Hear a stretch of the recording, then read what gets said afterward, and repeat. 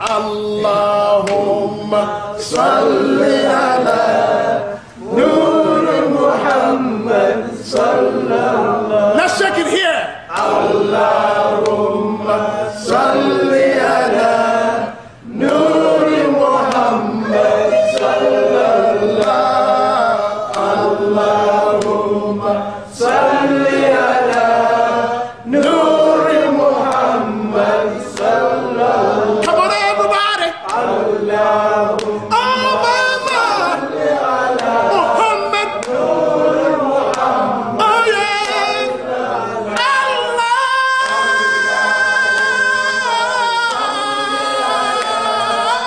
Nur Muhammad sallallahu. Come on, everybody.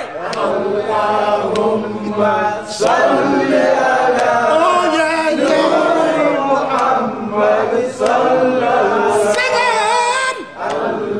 Allahumma salli ala. Out of the light of Muhammad.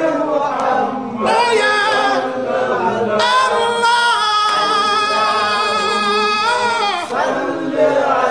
Allahumma Nur Muhammad sallallahu. Allah.